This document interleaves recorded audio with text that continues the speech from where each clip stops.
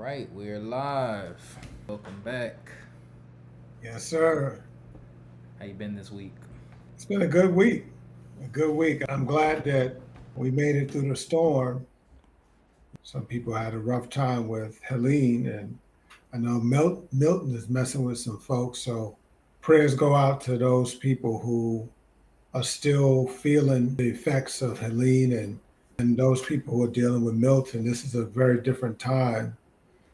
And there's a lot of talk about global warming, and I don't know what to call it. I know in the book it says that the seasons would be all mixed up. So something's going on. Mm, I know I was looking at the temperature earlier today. It was saying 68 degrees, but it felt like 86. mm. Something's off.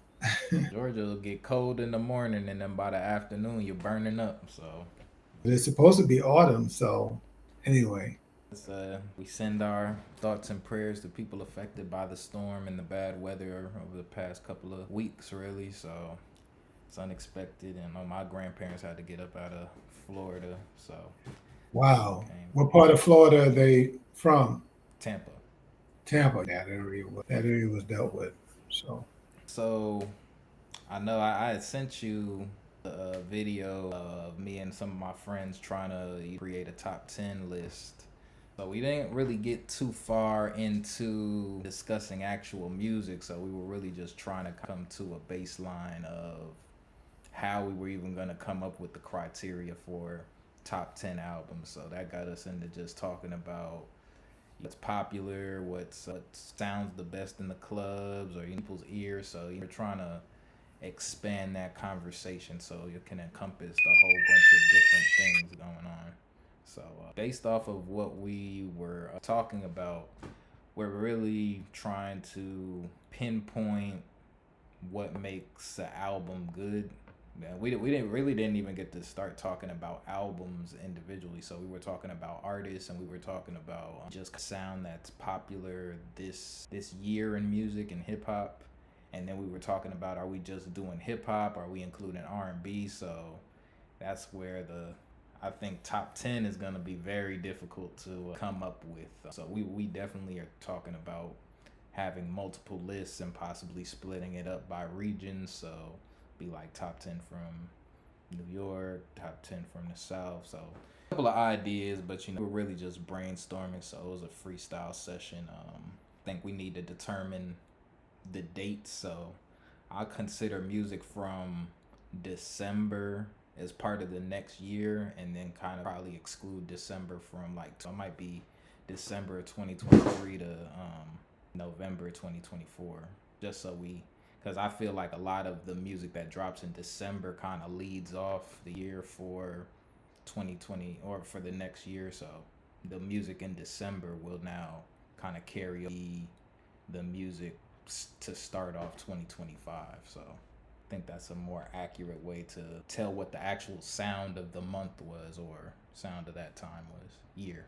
So I wonder if kind of piggybacking off previous shows, because the last couple of shows sort of dealt with lifestyle that is driving the culture and what it is that some of the popular artists are talking about. Of course, last time we talked about Young Thug and Rich Homie Quan, and of course it's all over the media what the of Diddy has resulted in.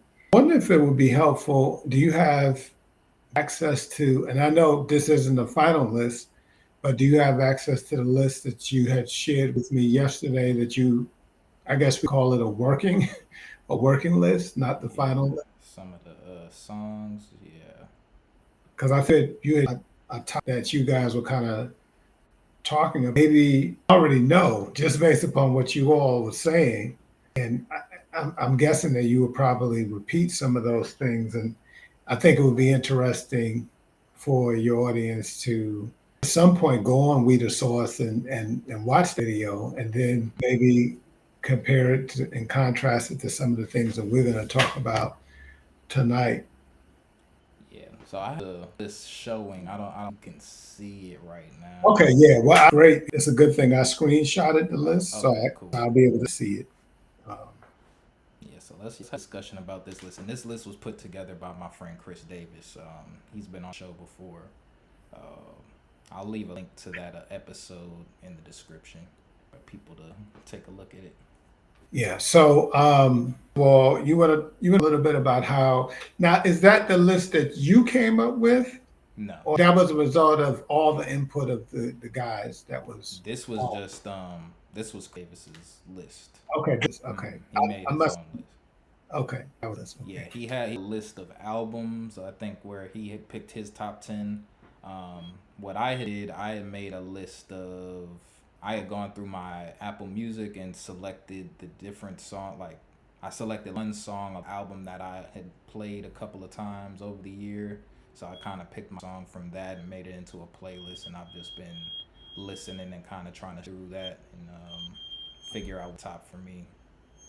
So when we had that discussion, and then yeah, we're talking about having another session like that with my friend Ryan, who had joined us as well. So we were having some good discussions. So we was talking about, these were some of the songs, and Chris is also a DJ, so these are such, he'll like to, he mix together as well. So yeah, his that's one thing, because his list looks completely different than my list. So So talk about it. Let talk about it. I mean, you see the list. yeah. So, what are your thoughts? Talk about it. There's bad songs on the list, and I think that's kind of why it makes it a difficult, because a lot of these are singles. Even some of these songs aren't even necessarily on albums right now. So there's a lot of like songs, but part of the, I would put just songs that he found good on there, so we could have the discussion and kind of see a lot of these, since most of these songs don't make it on the albums these days. You can kind of hear the TikTok, so some of them are very like TikTok famous songs, like, and they mainstream songs like the Kehlani song. I don't know if you've heard that one. That one is it was kind of really big TikTok. Let's see, they also have the Cash Cobain. Remember, I was telling you about him for sure. He had a Rit song early, and then had Ice Spice on the remix for it. So one was good. Let's see what else we got here. I don't know if there's any other. He had 616 in LA by Kendrick Lamar.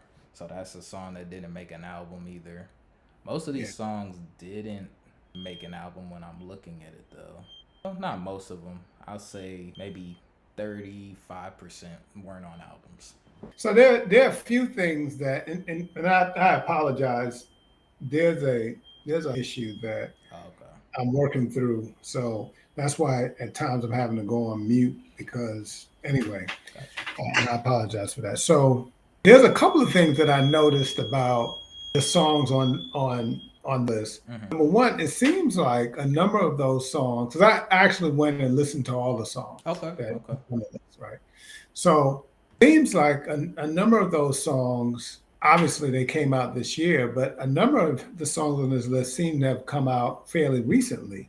Mm-hmm. Am I about that? I mean, there are songs that seem to have come out in the within the 3 months, which might make sense because a lot of the stuff would drop during the summer. Yeah. I would Yeah. guess. That's a big.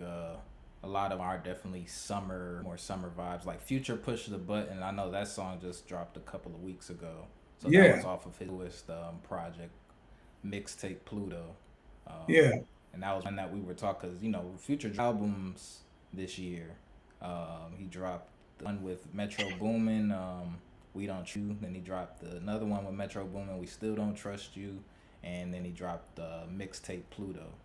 So, Oh, and in the last episode, or in the episode with them, we were talking about each one kind of has their vibe in a way. So I was saying that mixtape Pluto was closer to like trap music vibes. Like he wasn't talking about like well, let me think about that.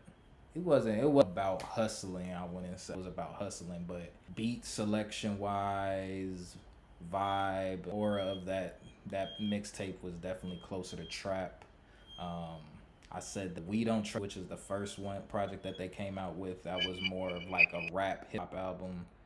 Then we had Don't Trust You, which was a little bit more melodic. And I was coming to when Future had dropped.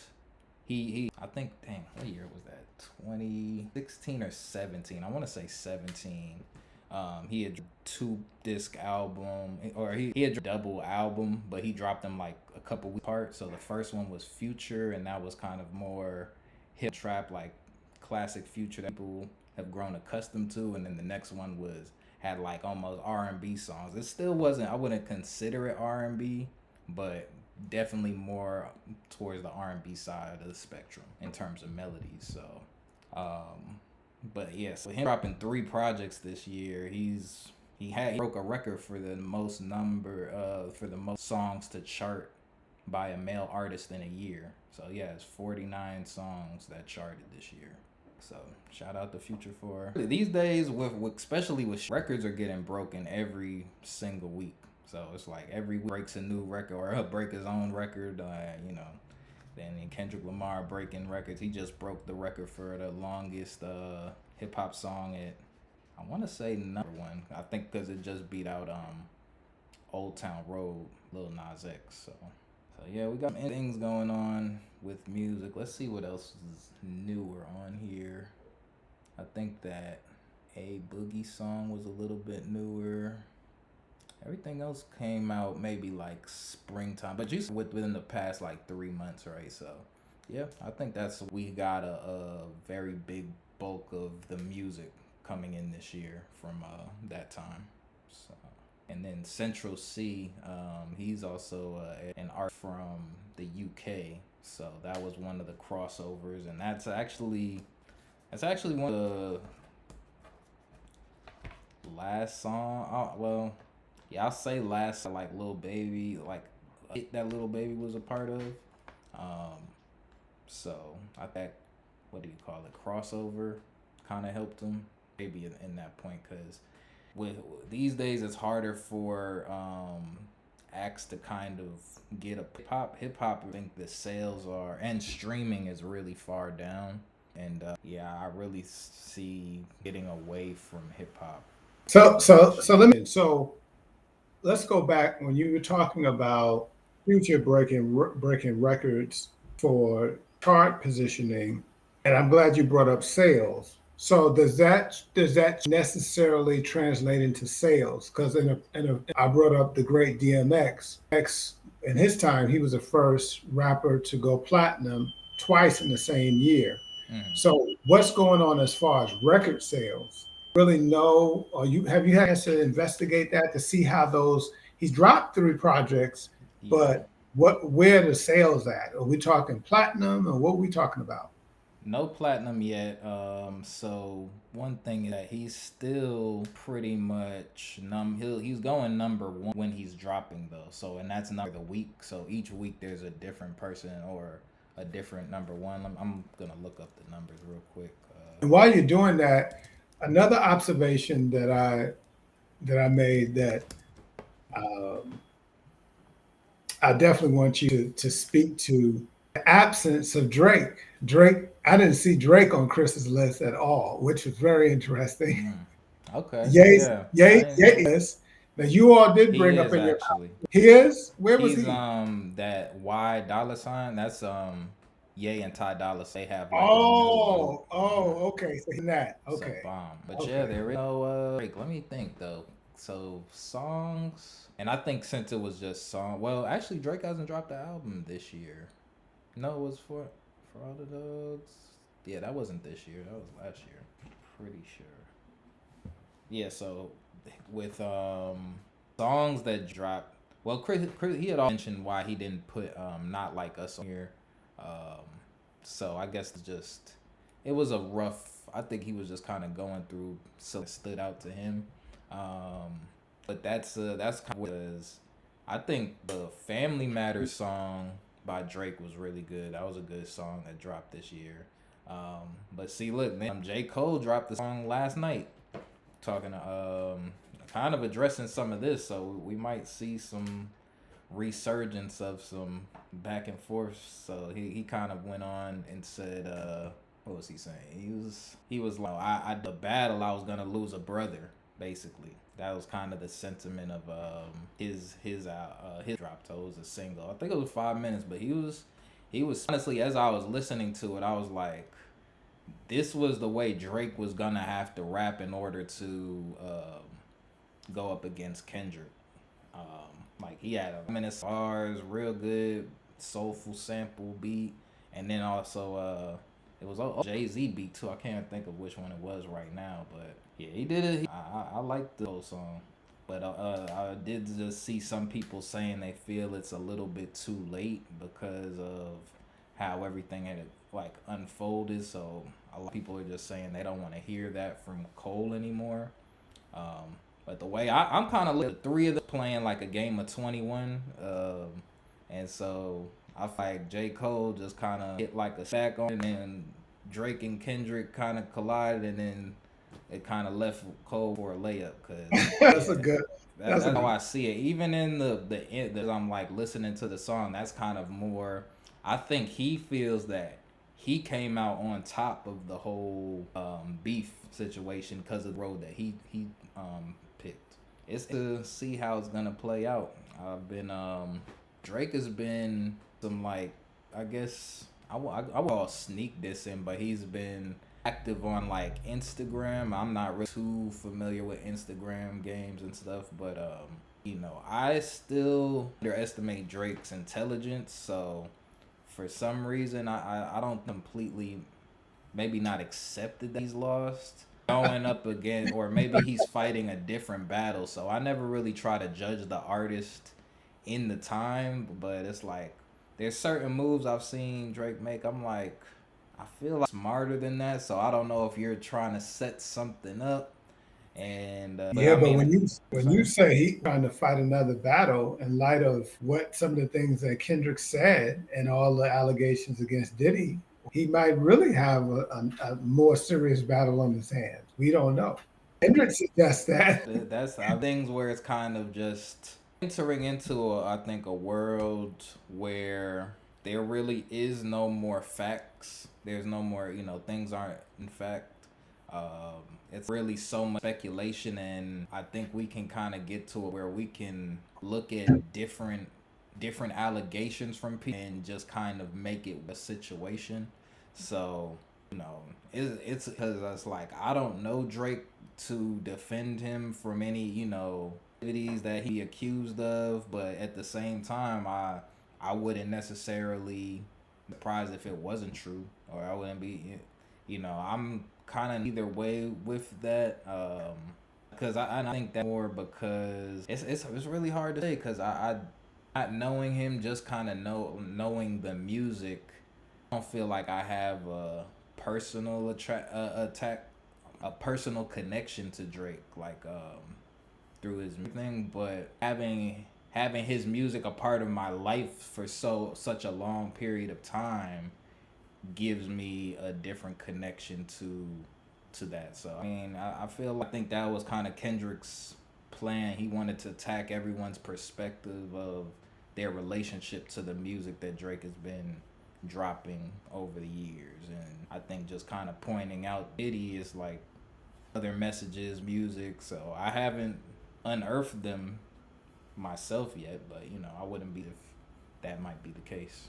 One of the things that I noticed when I listened to the tracks on Chris's, it was that you all were kind of talking over songs. It seemed that it wasn't. Of course, you had a few tracks where it was kind of leaning in trap direction. But for the most part, to me, the theme seemed to be male female relationships. I can't even Mm-hmm. male female because, Right. relationships. And people felt they were being treated in those relationships and or what they were getting in those relationships. Of course, particularly sex. Mm-hmm. And so, in that respect, we think about this whole conversation of lifestyles. I'm not sure that those themes are very different than themes that we've been a long time. Mm-hmm. I mean, the thing. Um, so I don't. Other thing that you all talked about that I thought was interesting, and even some of the comments that you've made on previous shows, is that that list could have very easily been almost all women. If Right. we think about, because of course, Sexy Red wasn't on the list, if I'm not mistaken. Hmm. Then Megan wasn't on the list, and that's interesting because she's been selling out arenas. Recently she came in and from what I understand, sold out an arena. So Two. yeah, yeah. So interesting stuff. Yeah, and I think like you said, because there could be a whole list of some people might not even be on some people's list, so it's like that's why we're just trying to open up the discussion and what qualities would keep something on the list. What qualities would something from being on the list, because at the end of the day, the music is still subjective. Everybody's got own personal That's feelings right. from it. You know, whether it feel a certain way, and at this moment, maybe it was a part of a special night. We have no idea what certain people's connections like. Some people want songs at their wedding, some people want to play it at a birthday party. So what context a lot of these songs are going to be listened to. And so I think that's one of the goals, is to kind of find music that be, or find albums, I think, that would encompass, I think, more represent the overall sound of 2024, and maybe overall um, themes within the music. So, like you said, relationships. I think that's always, relationships is probably the number one subject these days. And I think that kind of goes into something that both men and women can listen to, or listen to together. So, I think that's the way most people decide what they want to listen to. It's like, what type of are you looking for? What type of night are you looking to have? And I think then that kind of will help to what type of song you want to hear that night. I wonder. I wonder who's the for kind of steering that conversation, because up until, in my opinion, of course, you were much more astute as far as any of the top over the past, I'm going to say past 15 years for sure. But it seems to me that on some level we can say, like you said, relationships has always been a topic, even if it was um, about one nigga about another one, right? But then this conversation about relationships, would it be accurate to say that Drake kind of opened the door for male hip hop artists to feel more comfortable today talking about relationships? Because from my vantage point, he seemed to kind of taking a sing song, rapping, and talking about that issue. But I want you to address it because I'm speculating. So what's happened, I think you have to credit Kanye for vulnerability within hip hop. Okay. So around when he dropped 808s and Heartbreaks, that was a groundbreaking album for a lot of people, especially my age, because it's like, yo, you never really heard that before.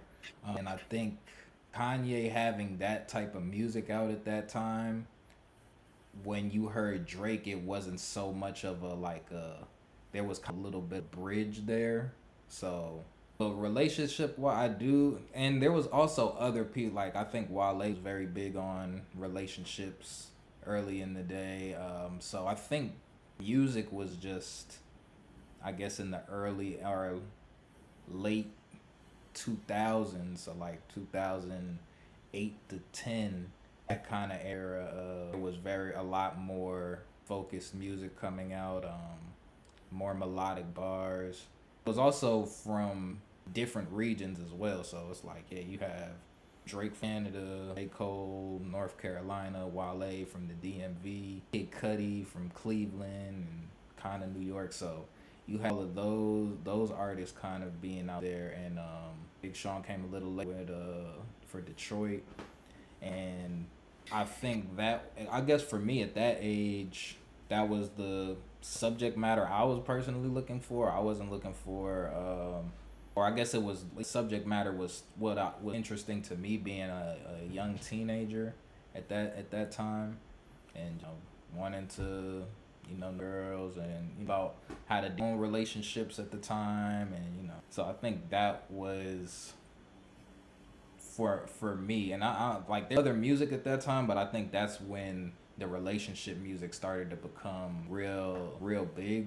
And I think people were able to listen to music more individually at that stage too. You was downloading music. I was still buying CDs at that point, but I would have like people had MP3 players or music on their phone, so it's like you could buy a couple of songs. So I think as people started to become more individuals with their own music, then you didn't have to, play something that was, hard or something like people could find their own personal. And so, if you're listening to something personally, then, you want to listen to something you love or, something more calm. That's kind of how I see. So I see how your perspective would be that Drake is the leader, because and to be fair, he took a lot of the heat for being so soft early on. Like, people would always get for being soft, or he's just talking to girls. But now they see that was the formula the whole time. It's like, yeah, you have to, in order to, make good music, or for music to be objectively good. Yeah, but I'm glad you straightened out because you also, and I don't know if this is a personal conversation or if it was on one of these, but you also pointed out that as much as I always talk about Drake and the singing, I want to say you said that Kanye did that first before Drake. Let me think, because Drake really started. He came out singing. Well, no, Drake really did come out rapping, and I think his move to kind of under Lil Wayne at that when Lil Wayne was about to start experimenting a little bit more with his sound. Um, that was like such a brilliant move by to go, because Wayne was like, they say, he was like that at that time. Like, there wasn't anything that he was doing that people didn't like at that time. He was dropping That's his right. own clothing brand and stuff. Had people trying to skateboard. So he was so influential at the time. It's like that was the perfect break to kind of get in and get it. It was all everything Wayne was doing was like kind of boundary pushing. Got Wiz Khalifa, who was very influential at that time as well. So Wiz was, it wasn't a kind of bars as it was like he was definitely more of a vibey it was that was kind of what started coming. I think I would credit Wiz creating vibes, and he was attracting all the young people who were smoking in high school, and that was kind of what his he was like a stoner, so like almost hippie-ish kind of vibes. So started to become the spectrum of like where people were music. So you'd have some Gucci, then you have some people listening to Wiz, you'd have some people listening to Drake and J. Cole, and then like, and for me, I was on like hot new hip hop, so I was listening to things all around America, because it was kind of more of a national blog site for music. It might have been more focused on the East Coast, but they had their prominent at West Coast, so you were introduced to different things on that website. Let me ask you a question. So going back to relationship songs, would you say even go starting with the Ye album that you said so influential and really kind of opened the door from relationship songs? Of course, if we go all the way back, most of us was the first person to really bust the door open as far as relationship songs was LL with I Need Love. And at some other show, we're going to have to talk about the resurgence of people like him and MC Yeah, Light. Touch it right now. that was one of the conversations we was Right, supposed to bring right. up. But we have to because it's here, right? Right. But here's the question: can we find therapy in this? In other words, we know that for a lot of young people, they learn through hip hop thanks for Beats by Dre and cell phones. They now, unlike my generation where you used to actually have a tape recorder or something nearby, now you can literally listen to music all day long. Right.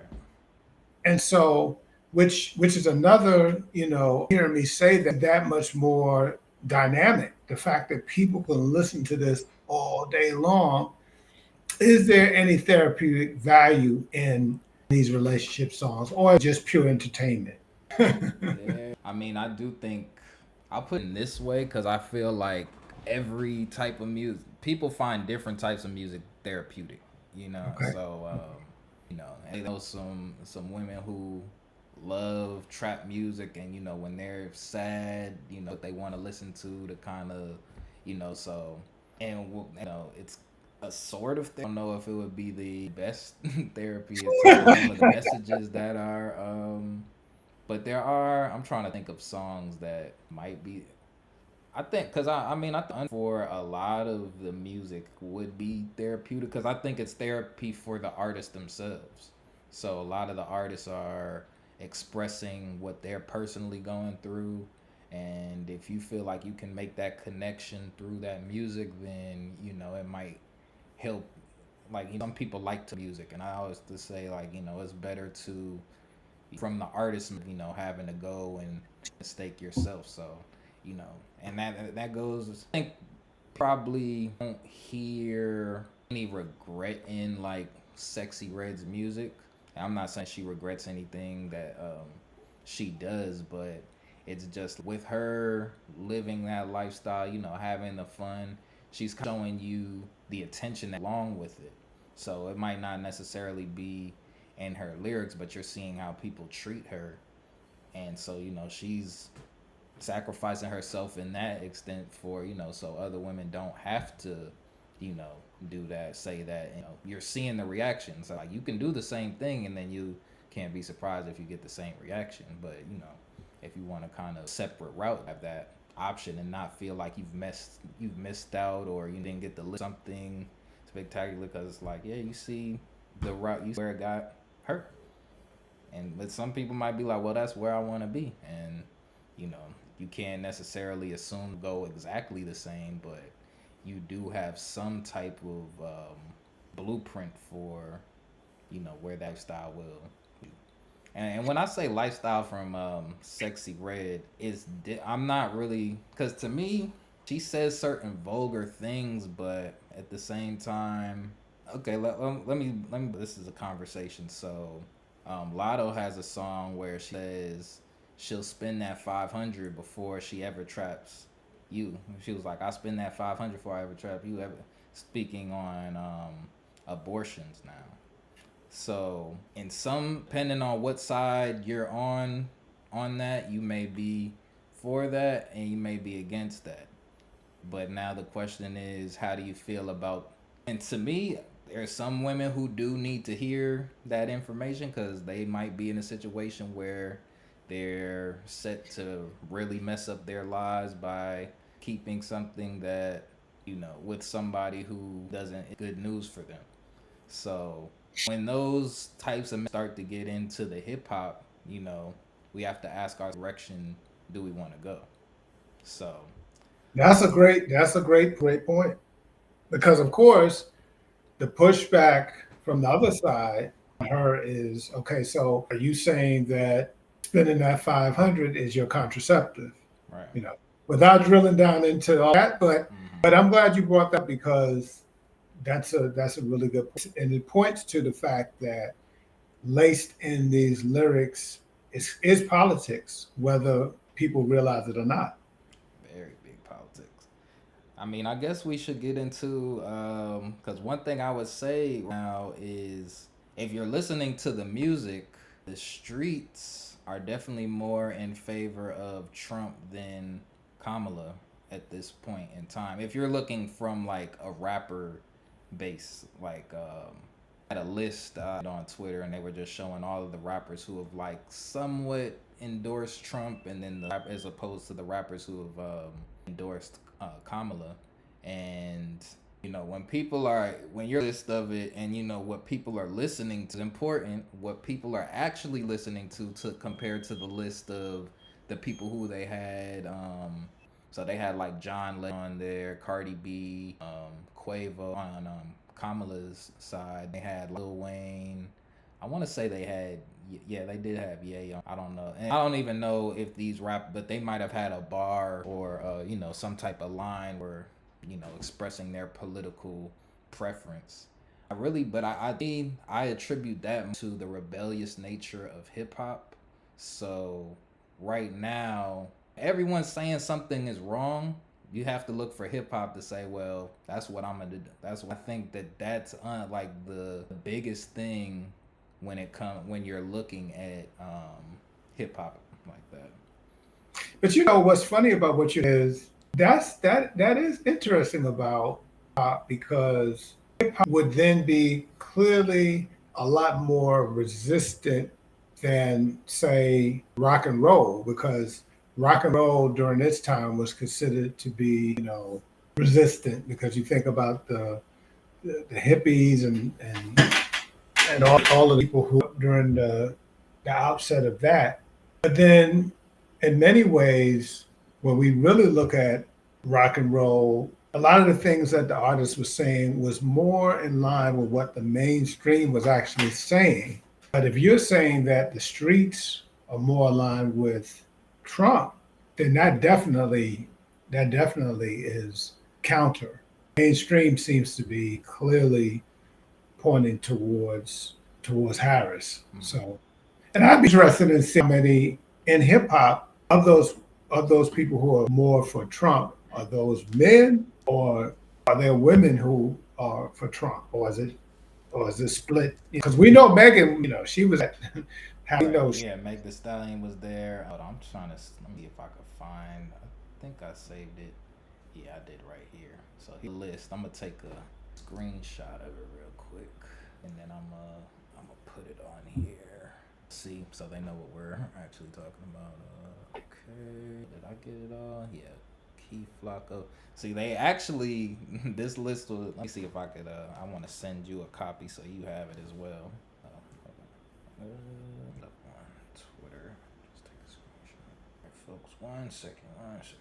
That should be I just sent you the link. So, all right, I'm gonna read a list of rappers who are endorsing, or so rappers who they are supporting for president in November.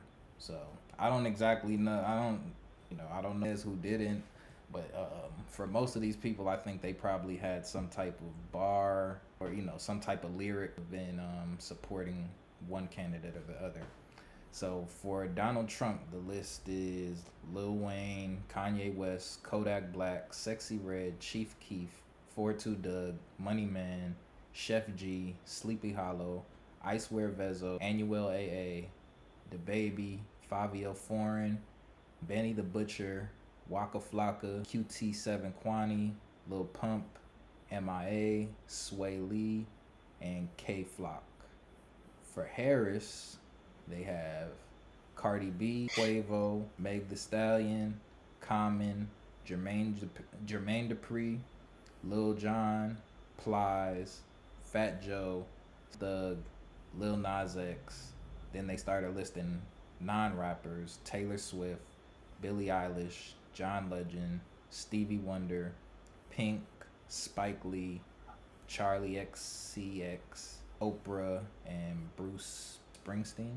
so this is interesting. I wonder how they got this, whether because I mean, let's face it, a line doesn't necessarily mean that so I'm interested in. I'm really interested in how they came up with this list.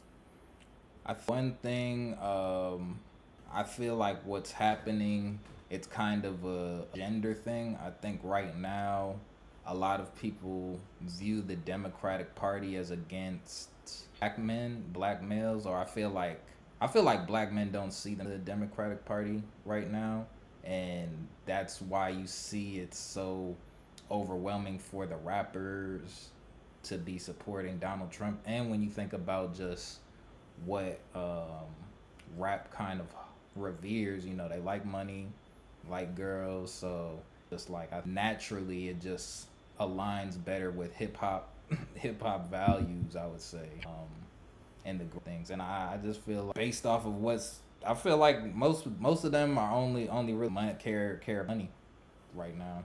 So or financially minded. I would say when you the comparison between the two lists of rappers, and those all of them are like real. Oh yeah, we gotta hustle, do this, to get so that would be my to why this like this. Very interesting. Very interesting. So I think the as was on. I it's hard to say what's going to happen with the late start of Kamala. It's I feel like a lot of don't want to vote at all in this election. Just kind of from people who I've spoken with, feel no real choice either way. Um, like I said, I think when it comes to Trump, I think that's more people wanting to rebel, be different, not necessarily feeling like he has better policies or would be a better president, but it's just like telling you to do X, then you want to do Y. So it's just that's what I mean by that rebellion, especially in hip hop, where when it just becomes so much people are telling you do this. A lot of people don't like that, and we're kind of the spirit of hip hop is like, well, I do what I want. I guess the challenge, like I was talking this morning about legislation that Democrats, I think, are pushing to be passed to give people more time to register to vote because, of course, some of the polling centers got interrupted because of Helene a couple of weeks ago. And one might argue that people should have figured out that they needed to register to vote a long time ago. But what I think and what I see is that it's like anything else. A lot of people may still be on the whole idea of voting, and they may hear something that leads them to choose one candidate over the other.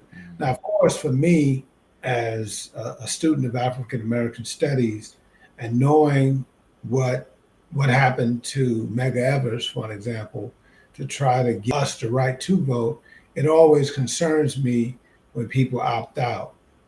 I realize that it's slim pickings. However, I think that if we do the digging, there's people who have done dives on each of the candidates. So I think that for some people, if they push back from some of the entertainment, that pure entertainment that they indulge in, and say, okay, I don't really know enough, because here's the challenge. Part of the reason why a lot of people feel like they don't know who to vote for is because they have depended almost solely on the sound bites that they get from popular media. And then what some people might argue, well, I listened to the debate, but listening to that debate is not enough. You need to go back and look at what I've talked about in other settings, see what they've done, in for Trump when he was president, for vice president, as prosecutor, and decision, you know. Yeah, I think I just forgot what I say. No, I think now what I always encourage people who they're gonna vote for yet is to have a plan based off of whoever gets elected. So have a plan whether we're about to be under a Democratic president. Have a plan if we're gonna be under a Republican president.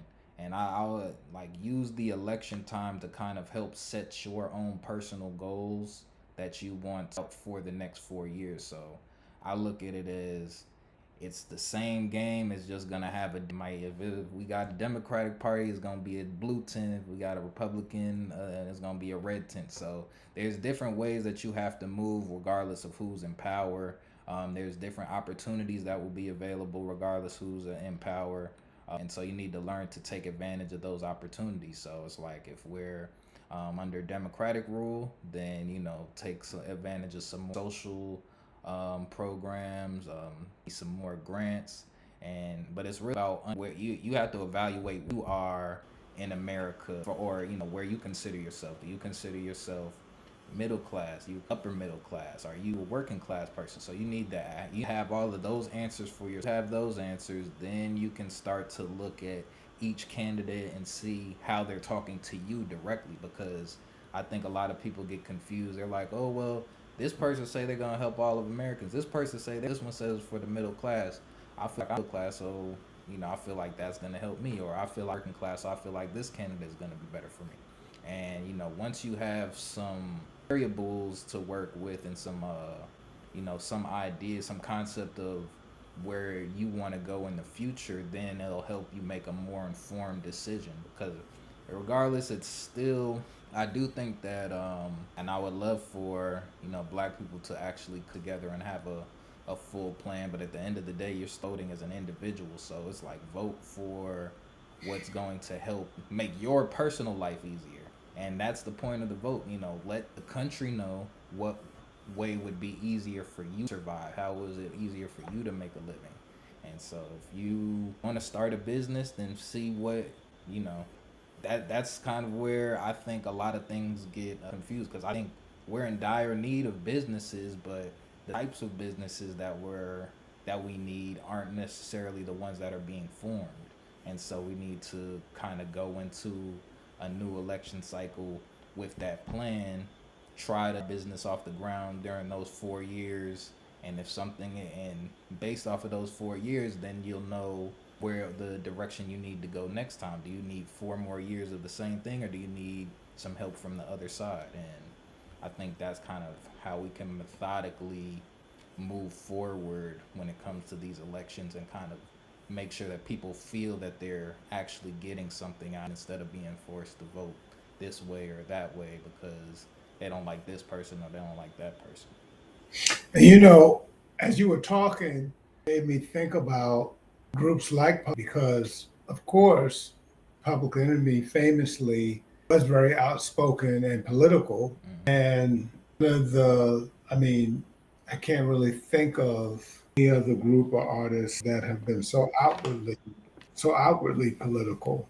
Mm-hmm. Um, I'd be curious to hear what audience comes up as it pertains to that list you posted, and the answer to the question, how did those names arrive on the list? Was it what they bar in one of their songs, or was there some kind of definitive statement? Of course, we know from times past that people would associate Ye with Trump just because he's very vocal, Mm-hmm. wearing the MAGA hat and everything. Even though, as far he's been kind of quiet this campaign round, from what I. He ain't even in America right now. Right, right, right. Yeah, So, watching. I think that, and it would be, because ultimately, as brings up another question, to a point that you made earlier, and in a previous discussion, who's actually buying hip hop? Because consumers ultimately and driving messaging, because you know if a particular artist is talking about a particular topic, paying to hear that, at the end of the day, for the music executive, that's what matters. Yeah. What people willing to pay for. Right. Of course, we know those same executives have been very clear about weeding out certain artists, and forcing certain artists who have what we would consider overtly positive messages, forcing them underground, not even not even considering to give them a deal. But at the time, with the success of so many artists, using social media, their platform to level up, I think we can find ourselves in a kind of season with artists being able to circumvent the traditional record companies, and message out there. Excuse me. Okay. As you were speaking, when you were talking about their audience, that's actually a very good point. When you so I think Lil Wayne, he's been, I think, kind of on Trump's side. I think actually he might have gotten pardoned from. Well, I know Kodak Black definitely had got pardoned from jail by Trump. I want to say that Trump might have helped Lil Wayne with legal issues. 42 Doug, I heard him say a couple of bars about Trump on his sure about Money Man. So I mean, I've heard, like, none of these names are necessarily shocking on either side. But I do feel the one thing that I will say is that I think the ones under Harris are more consciously promoting her, um, or more like overtly promoting her, I would say. Like Meg the Stallions performing there. Like, they actually took this on the left, were performing Donald Trump, Chef G, and Sleepy Hollow in New York, and they received a lot of backlash for that. Yeah, a lot of them are older acts too. Jermaine Dupri, Common, Lil Jon. Um, so That that's why I'm saying when you're listening, but that's why you have to the youth, because you think that all of these people are getting you the audience they want, but now you're looking at who their demographic is, and you realizing that you're completely missing the demographic. So they're thinking that that's the way. They're like, oh yeah, we'll get a couple of rappers in, but it's like you fighting against the list is so lopsided when it comes to who they're supporting, and this is just some of the bigger names. So when you go underground and people who, especially ones who like to be provocative, then of course they're most outlandish things, and people never expect you're gonna vote for Trump or something like that. So that's where you have to look at it. That's the angle now you have to you look from. now you raise another point because we know that there was which was also banned from various platforms. And so that's a very interesting point because some artists, especially who are on the edge, that might also speak to who they want to align with because if they ban him from platforms, then well shoot, we want to align with the person who we feel is outlandish in their speech as we are. I Mm-hmm. mean, who else would be anyway? I was going to say something, but I can see why certain artists would gravitate towards him just because he'd be much more unbridled in his speech, and hip hop is constantly under pressure to be unbridled. Maybe that's the reason why Harris's campaign went for Megan to try to suggest that, hey, we are just as willing to be cutting edge as anybody else. Sure, that's why they went for Megan. I believe so too. But I think, to me, the strategy seems. I don't feel like, and I'm speaking in general terms here. I think when it comes to interest in, I believe the black woman is much more involved in the black man, and so I think their strategy is just, well, if we can get black women to vote for us, then they're gonna convince the black men to, because a lot of black men don't. I wouldn't say they don't care, but overtly claiming a side, I don't really see them in a do that either way. So I think that if they're just like, well, we know who's gonna tell the black man to go out and vote. It's their girlfriends, their aunts, their mothers, grandmothers. So if we could get them figures to tell them who to vote for, or not to vote in the first place, and then get the vote, then we have a better chance of them voting our direction. So that's the strategy that I see, because I don't see any marketing necessarily happening to directly to black men, but I think the only way to market to the black man is through the black woman. That's kind of how I think of it. Yeah, well, I did notice recently Harris, her campaign has done targeted. So they realize that there is a challenge and they have been doing some campaign towards black men for Yeah, sure. she just showed up on a podcast, All the Smoke, with Steven Jackson and Matt Barnes. Yes, you know what that was about. I actually didn't see that interview though, so I didn't see it, but clearly you know he was going right, for right, it. yeah. Of course. I feel like that's. I think I feel like a lot of people. I think there's a lot of pressure on black men who we vote for, because it's like every election it kind of feels like they're like, yo, black man, you the one who's gonna be the determining factor here. You know what I mean? So we need you to do the right thing, vote. I feel just a lot of pressure and no real. Either side really. That's kind of how I feel. Either side really doesn't have anything that they want to promote to us. It's kind of more like, okay, which side would vibe under better. But I think so many people just like, I gotta survive either way, so it don't really matter to me who pick, because if I'm not getting any benefits from either side, I was gonna have to survive one way to kind of see how the chips fall. So I think and that's speaking generally, through, from different conversations that had different themes that I'm noticing. So continue to talk to, young black men, older black men as well. Just, let what the importance is, let them know that voice does matter. And, show them exactly, what they do have to gain from voting for one part or other. Absolutely. Absolutely. Well, I think that we move closer to the election. Definitely need to continue to talk about this and talk about the role the culture can play helping people to come to a decision and arrive at a decision and get to the poll, because I do believe every vote counts, whichever way a person. And I heard something said, because as a faith leaning person, I do believe that in the grand things, it's very possible for God Almighty to have a particular person in mind for an agenda.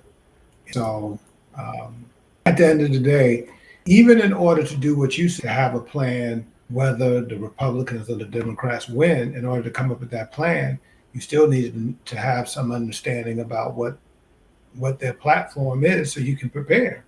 And I think the challenge is that a lot of people don't know much beyond the sound bites. So it leads to no preparation. And a whole podcast many months ago that we did where you come about technology and AI, people better be ready for that, because it's gonna impact them even greater than it is now. Okay, I think ending on the politics will be pretty good. I covered a lot of ground today from the music, and we did finally, start to touch on politics. I think we're deep enough into the game to start those, deeper discussions on different things, different perspectives. So I like how that went. Yeah, I think we're still planning to have another episode of us try to break down the top 10 list. I think we're gonna try to maybe get that done between today and Tuesday, I would say. So got some things coming up. We can drop this one. I'll get it edited. Really, I had purchased a tool called CapCut. I purchased the pro version, and it was good the first time, and then I tried to use it a couple of more times, and it hasn't been working. So luckily I did like a monthly subscription, so I'll be able to save some money on that. But yeah, I've been having some difficulties getting the videos from one place and on YouTube, but we're definitely building a nice collection. We have a solid episodes now, and I'll just like how we've kept this up consistently. So Hats to you, man, for all that noise.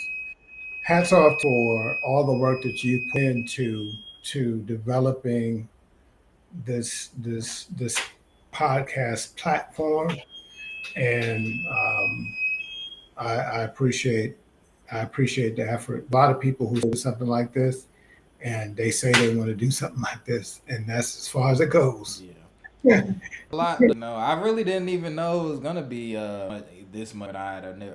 We have originally started, but I see why people stop doing it, because I mean, this is the part that's just finally getting to see every time we start. I'm like, oh, hold on, I gotta get this playing, I gotta get this. So the whole business. I see why people have full blown businesses just off of the content they create. So they put in so many hours. We're putting in the time on the scale of these full time content creators, but work, everything's one grain of sand at a time. So that's right. so I like where we've gotten how far we've gotten. Us as with our communication, the topics that we talk about, quality of them improved a lot. So I think we've came a very long way, and I'm proud of accomplished so far. And I really thank you for helping me, encouraging me to continue to come here. Just it's as much on with you coming out. That's what gives me the motivation to continue to come on here, have these discussions. Well, Give you feedback too. I appreciate you saying that. So, um, I can think of many times where I was similarly situated, and a lot of times, like you said, they're looking at a finished product, and God willing, a year from now, when this product is really polished, they will not realize that. They ain't gonna see the free throws. They ain't gonna see all the missed free throws in the gym, man. I'm Yes, sir. telling you. And we're getting great feedback. You know, I see the great. I don't even know how many. We're like 15 episodes in, and the numbers are just now starting to up. So for those who are out there thinking it'll take some time, a lot of failures. We've had a lot of completely lost episodes. So the whole nine, and it's all a learning experience, and we hope that you growing with us, and hope the guys all at the top.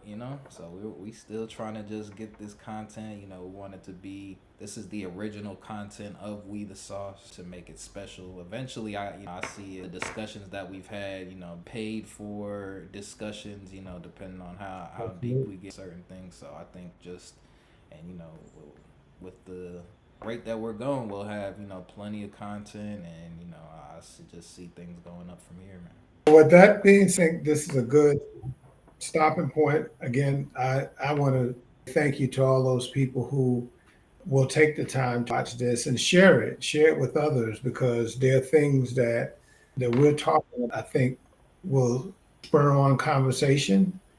And as young people are trying to make decisions about what they're going to be in the culture and how to relate to the culture, we think that some of these ideas will be really, really useful. So thank you all. Good night. Thank you, Dre. Thank you, everyone. Have a great night. Like, comment, and subscribe, and we will see you next time. Peace.